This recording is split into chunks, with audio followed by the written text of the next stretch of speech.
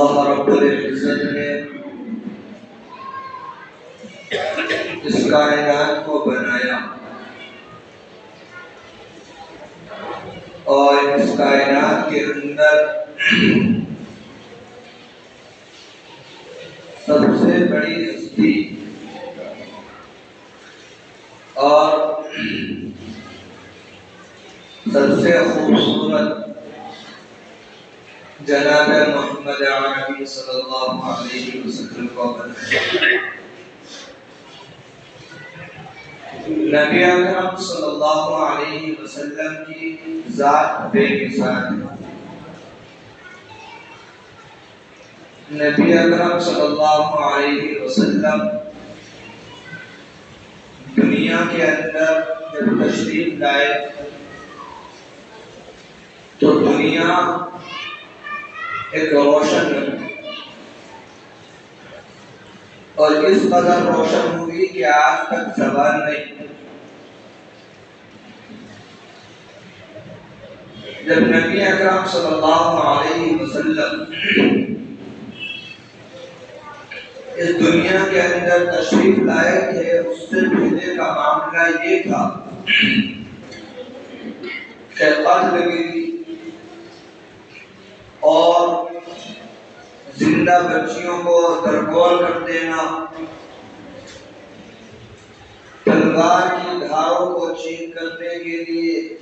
سامنے والے کی گردن اڑا دینا، بے حیائی اور جاہلیت کا یہ عادت تھا کہ اگر کسی شخص کے اونٹ نے دوسرے شخص کے اونٹ سے پہلے پانی پی لیا تو برسوں برسوں تک جنگیں چل رہی تھی، صرف اس بات کی کہ اس کے اونٹ نے میرے اونٹ سے پہلے پانی کیوں پیا۔ لیکن نبی اکرم صلی اللہ علیہ وسلم کے آنے کے بعد دھیرے دھیرے یہ تمام چیزیں ختم ہو گئی۔ لوگ ایمان لاتے رہے، ایمان کے سبق کو پڑھتے رہے اور اپنی پچھلی زندگیوں پر رونے لگے، اپنی گزری ہوئی زندگی کو یاد کرنے سے ڈرتے تھے اور اپنے ہر ایک گناہ کا نام لے کر اللہ سے معافی مانگتے تھے۔ یہ نبی اکرم صلی اللہ علیہ وسلم تشریف لائے تو انہوں نے وہ سبق دیا تھا، حالانکہ وہ پہلے جاہل تھے، جنگیں کرنے والے وہی لوگ تھے، لیکن بعد میں جب انہوں نے نبی اکرم صلی اللہ علیہ وسلم کی تعلیم پر محنت کی، نبی اکرم صلی اللہ علیہ وسلم کی تعلیم کو اپنے دلوں کے اندر اتارا اور اس پر عمل کرنا شروع کیا اور اپنے آپ کو پیش کیا تو اللہ تعالیٰ نے ان کو لقب دیا رضی اللہ عنہ و رضوا عنہ، یعنی اللہ بھی ان سے راضی اور وہ بھی اللہ سے راضی۔ یہی وہ 1.25 صحابہ کرام رضی اللہ عنہ اجمعین تھے جن کا نام اگر ہم بھی لیتے ہیں تو ساتھ میں ہم بھی رضی اللہ عنہ و رضوا عنہ، چاہے وہ عورت ہو چاہے وہ بچہ ہو، جو بھی نبی کے دور میں نبی کا ہاتھ پکڑ کر یا نبی کے دامن پکڑ کر چلنے لگا، نبی اکرم صلی اللہ علیہ وسلم کی باتوں پر عمل کرنے لگا، وہ کامیاب ہو گیا۔ اب سے 1400 سال پہلے بھی یہی سبق تھا اور آج بھی یہی سبق ہے۔ کل بھی کامیابی اسی تعلیم میں تھی، آج بھی کامیابی اسی تعلیم میں ہے۔ کل بھی ہمارے لیے محمد عربی صلی اللہ علیہ وسلم آئیڈیل تھے، آج بھی ہمارے لیے محمد عربی صلی اللہ علیہ وسلم آئیڈیل ہے۔ نبی اکرم صلی اللہ علیہ وسلم نے ہم تک دین پہنچانے کے لیے کتنی محنتیں کی، ہم صرف سنتے آئے ہیں، ہم صرف پڑھتے آئے ہیں، ہم نے کبھی یہ نہیں سوچا کہ ہم اپنی اولاد تک دین کیسے پہنچائیں، ہم اپنی نسلوں کے اندر دین کس طرح زندہ رکھ سکتے ہیں۔ کیا ہماری نسلیں نبی کا نام لینے والی ہوں گی یا نہیں؟ کیا ہماری اولادیں نبی اکرم صلی اللہ علیہ وسلم کو اپنا نبی ماننے والی ہوگی یا نہیں؟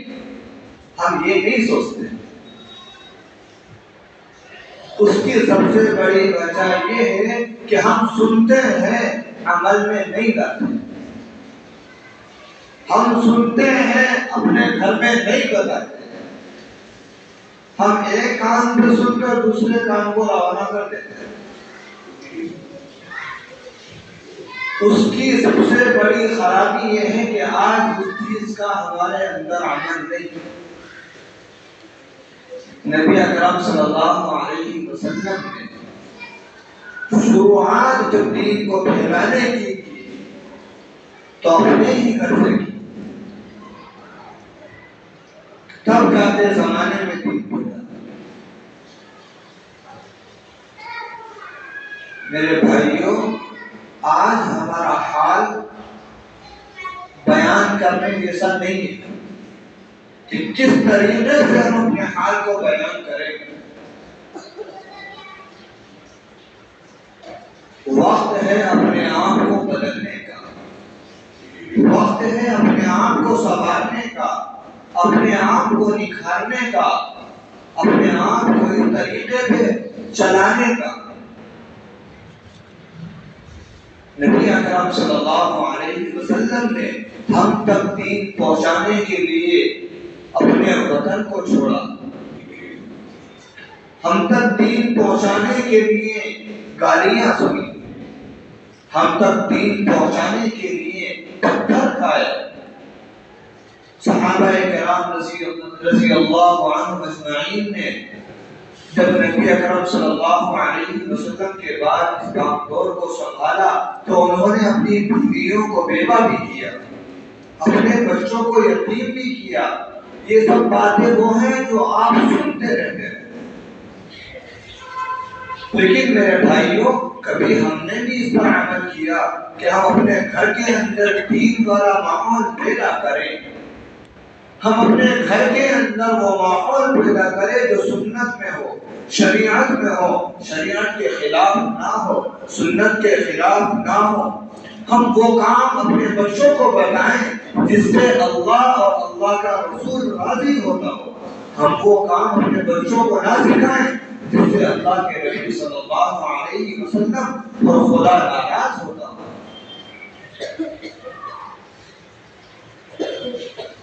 نبی اکرم صلی اللہ علیہ وسلم نے ہم تک دین پہنچانے کے لیے کیا نہیں کیا؟ صحابہ نے کتنی قربانیاں پیش کی۔ تو میرے بھائیوں، ہم اتنی قربانی تو دے سکے کہ ہمارے گھر کے اندر دین زندہ رہے، ہماری اولادوں کے اندر دین زندہ رہے، ہماری نسلیں اللہ کو یاد کرنے والی بنے، ہماری نسلیں رسول اللہ صلی اللہ علیہ وسلم کا نام لینے والی بنے، ہماری اولادیں اور ہماری نسلیں یہ گالی گلوچ میں نہ پڑیں، یہ بے حیائی والے کاموں میں نہ پڑیں، یہ شیطان کا راستہ اختیار نہ کریں۔ تو اس کے لیے میرے بھائیوں، ہمارا سب سے پہلا قدم اور سب سے پہلا طریقہ یہ ہونا چاہیے کہ ہم اپنی اولاد کو دین محمدی کا سبق پڑھائیں، ہم اپنی اولاد کو رسول اللہ صلی اللہ علیہ وسلم کا تعارف کرائیں، ہم اپنی اولاد کو صحابہ کرام رضوان اللہ تعالی علیہم اجمعین کی واقعات اور ان کی زندگیاں کھول کھول کر بیان کریں۔ میرے بھائیوں، بزرگوں، دوستوں، آج ہمارا ماحول اور ہمارا کلچر اور ہماری نسلیں سب غیروں کے طریقے پہ ہے۔ ہم نے اپنے طریقوں کو چھوڑ دیا ہے، ہم نے وہ طریقہ چھوڑ دیا جس پر اللہ تعالیٰ انعام فرماتا ہے، جس پر اللہ تعالیٰ یہ کہتا ہے کہ میرے بندے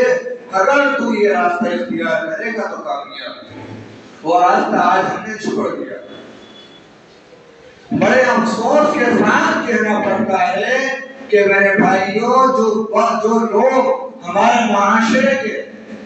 اپنے آپ کو بڑے سے بڑا بتاتے ہیں، آج ان کی اولادوں کا اگر آپ حال دیکھیں گے تو آپ یہ کہیں گے کہ یہ اس کی اولاد نہیں ہو سکتی۔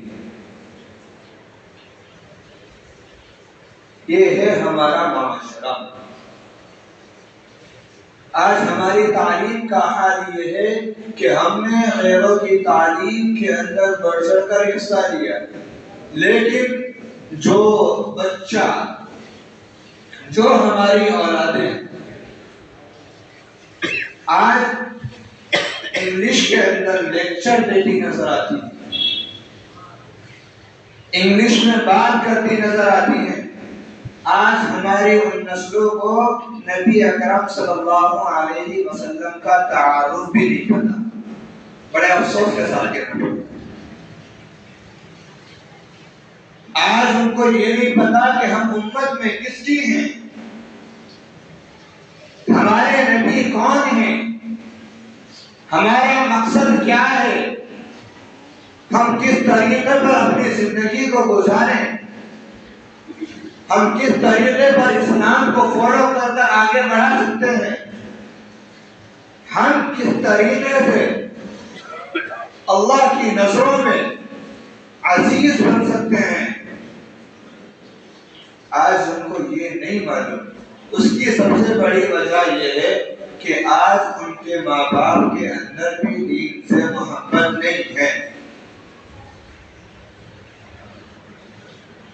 آج ان ماں باپ کے اندر دین سے الفت نہیں ہے، آج وہ ماں باپ خود دین کو وقت دینا نہیں چاہتے، آج ان ماں باپ کی زبانوں پر صحابہ کے تذکرے نہیں آتے، آج ان ماں باپ کی زبانوں پر درود و سلام بھی نہیں آتا، آج ان ماں باپ کی زبانوں پر اللہ کا ذکر بھی نہیں آتا، آج ان ماں باپ کی زبانوں پر شکر اور صبر کا نام بھی نہیں آتا۔ یہ وجہ ہے جو ہمارے بچے نبی کا تعارف بھی نہیں جان سکتے، جو ہمارے بچے دین بھی نہیں سمجھ سکتے، جو ہمارے بچے اللہ سے مانگنے والے بھی نہیں کر سکتے۔ ناگوار ضرور گزرے گی یہ بات، لیکن حقیقت یہی ہے۔ آپ اگر اپنا سینہ کھول کر دیکھو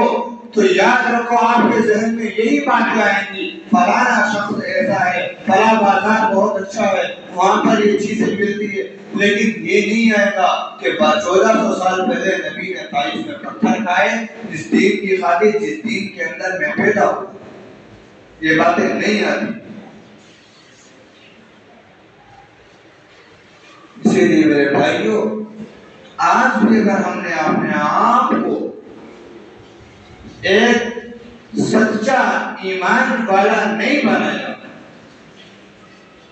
تو ہماری نسلیں ایٹومیٹک اپنے آپ برباد ہو جائیں گی، کچھ کرنے کی ضرورت نہیں ہے۔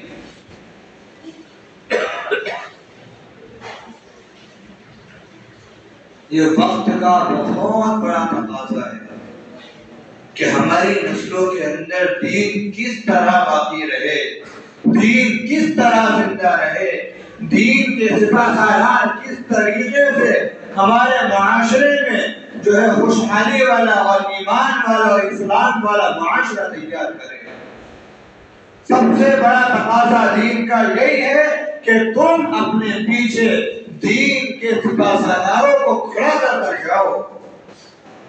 جب دنیا سے تم رخصت ہو تو تمہاری اولاد تمہارے پاس بیٹھ کر کلام اللہ شریف کی تلاوت کرے اور کلمے کی تلقین کرے، لیکن آج دنیا سے رخصت ہونے والا رخصت ہو جاتا ہے، اس کے پاس کوئی سورہ یاسین پڑھنے والا نہیں، اس کے بعد کوئی کلمے کی تلقین کرنے والا نہیں، اس کے بعد کوئی اللہ اللہ کرنے والا نہیں، اس کی روح اس کے جسم سے اس طریقے سے نکل جاتی ہے کہ جیسے اس کے پاس کوئی بھائی، حالانکہ اس کے بعد اس کی اولاد بھی بیٹھی ہوتی ہے، اس کے بڑے بوڑھے بھی اور بچے بھی ہوتے ہیں، سب کہتے ہیں کہ ٹھیک ہو جائے گا، لیکن وہ نکل جاتا ہے۔ ہم کس طریقے پر چل رہے ہیں غور تو کریں۔ ہمارے مرنے کے بعد، دنیا سے رخصت ہونے کے بعد ہمیں کوئی ثواب پہنچانے والا نہیں۔ ہم چلے جائیں اور ہمارے پیچھے کوئی ہمیں جو ہے مغفرت کی دعائیں کرنے والا، ہمارے پیچھے کوئی قرآن پڑھنے والا ہم چھوڑ کر نہیں گئے تو پھر اسی لیے میرے بھائیوں، سب سے ضروری چیز یہی ہے کہ ہم اپنی اولاد کو دین سکھا کر جائیں، ہم اپنی اولادوں کو، اپنی نسلوں کو دین بتا کر جائیں، صحابہ کی قربانیاں بتا کر جائیں، نبی کا تعارف بتا کر جائیں، قرآن کا معمول بتا کر جائیں، اللہ کا حکم اور نبی کی شریعت پر اس کو کھڑا کر جائیں، اور خود بھی ہم بھی یہ عہد کریں کہ ہم بھی نبی اکرم صلی اللہ علیہ وسلم کو سچے دل سے ماننے والے ہیں، اس کا ہم ثبوت پیش کریں۔ وہ کیسے کریں گے کہ نبی کے طریقوں کو اپنانا پڑے گا، اللہ کے حکموں کو ماننا پڑے گا، اور صحابہ کی زندگیوں کو پڑھ کر اپنے گھر میں بھی اپنی اولادوں کو بھی سکھانا پڑے گا کہ بیٹا تو جس معاشرے میں پیدا ہوا وہ معاشرہ اسلامی ہے، جس گھر کے اندر تو پیدا ہوا وہ گھر دیندار ہے، جس گھر کے اندر تو پیدا ہوا جس گھر کے اندر اللہ کا نام لیا جاتا ہے، جس گھر کے اندر قرآن کی تلاوت کی جاتی ہے، جس گھر کے اندر نبی کے طریقے پر سارے کام کیے جاتے ہیں، جب یہ بات آپ کے اندر ہوگی تو آپ کی اولاد آٹومیٹک کرے گی، آپ کی نسل دین کو خود فالو کرے گی۔ لیکن جب ہمارا خود کا کلچر ایسا ہو، خود ہم ایسے بنے ہوں کہ نہ تو ہمارے اندر اللہ سے محبت ہو، نہ ہمارے اندر دین کو پسند کرنے کا جو ہے مادہ ہو، اور ہمارے اندر نہ نبی کا طریقہ ہو، ہمارے اندر نہ دین سے الفت ہو، نہ محبت ہو، نہ اللہ کے حکموں پر ہم لبیک کہتے ہو، نہ شریعت کے حکم پر ہم چل کر دکھاتے ہو، نہ قرآن کی تلاوت ہماری زبانوں پر ہوتی ہو، نہ گھروں میں نہ مسجدوں میں، جب ہمارا حال یہ رہے گا تو بتاؤ ہماری اولاد ہمارے طریقے پر چلے گی یا کسی اور کے طریقے پر؟ ہماری اولاد ہمارے طریقے پر چلے گی، پھر ہمارا طریقہ دین سے ہٹ کے ہے، تو پھر ہماری اولادوں کا، ہماری نسلوں کا جو طریقہ رہے گا وہ بھی دین سے ہٹ کر رہے گا۔ تو پھر بتاؤ آج ہمارے اندر مانتے ہیں کہ چلو 10% اللہ اور اللہ کے رسول کی محبت ہے بھی، جب 10% ہمارے اندر ہے تو ہماری اولادوں کے اندر 1% بھی نہیں رہے۔ اسی لیے میرے بھائیو، اب بھی اپنی آنکھوں کو کھول کر، کسی نے کہا تھا کہ خواب غفلت میں سوئے ہوئے مومنوں، عیش و عشرت گنوانے سے کیا پائے گا، آنکھ کھولو اٹھو یاد رب کو کرو، عمر یوں ہی گنوانے سے کیا پائے گا، اپنے رب کو جوانی میں بھولا ہے تو، اور طاقت کے بوتے پہ بھولا ہے تو، جب جوانی ڈھلے گی تو پچھتائے گا، ایسے رونے رلانے سے کیا پائے گا۔ اسی لیے اپنی آنکھوں کو کھولو، اللہ کو راضی کرو، یہی دنیا کا سب سے بڑا جو ہے ہمارا کام ہوگا کہ اللہ ہم سے راضی ہو جائے۔ وآخر دعوانا الحمدللہ رب العالمین۔